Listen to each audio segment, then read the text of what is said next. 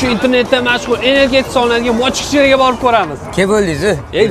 Sezdinglarmi? Bu yil mochkichira rosa trendga chiqdi. Shuning uchun Habishev istirohatda joylashgan mochkichiralarga yetib keldik. To'g'risi, bu yoqda qo'qqisdan yetib kelmadik, chunki tayyor mochkichira hech narsani o'zgartirib bo'lmaydi dedikda, o'zlari bilan gaplashgan holatda yonlariga kevora qoldik. Obstanovka, atmosfera, joylar toza va ozoda, risoladagidek. Hatto kelganinglarda sovuqda kutib qolmasligingiz uchun ham naqa tekinga choylar ham qo'yib qo'yish kerak. Ishonsanglar, shu choyni o'zini 150 mingga kilosini sotib olishar ekan. Biz ham sekingina navbat qatorida turib, protsesslarni ham videoga oldik. Aytgancha, videoga podpisatsiya bosishni esdan chiqazmang, chunki yil oxirigacha 100 mingta bo'lishimiz kerak. Tashqari ochiq havoda kutgunimizcha Habikani o'zlari bizga mochkichirani olib kelib qoldilar. Mochkichiraning porsiyasi necha kishilarga o'xshavyapti? Javob bilan komment yozinglar, men bo'lsa o'zim javobini oxirida aytib o'taman. To'g'risi, energiyaga boy mochkichira sovuq havoda zo'r ketadi. Ayniqsa mana bunaqa limonlari, qarta go'shtlari, qazilarini qo'yib turib yesanglar, vafshi boshqacha mazza bo'ladi. Taomni mazasi kelsa juda ham yaxshi. Energiyaga boy go'shtkichirani hayotingizda bir marta bo'lsa ham kelib yeb ko'rishingiz kerak. Aytgancha, sulayib yurgan og'ayninglar bo'lsa, qo'lidan tortib olib kelinglar yoki bu videoni o'zingizga yuborib qo'yinglar. Mochkichiradan keyin Habika mana bunaqa mehmonlarga komplekt sifatida fruktlar berar ekanlar. Ulardan ham bizga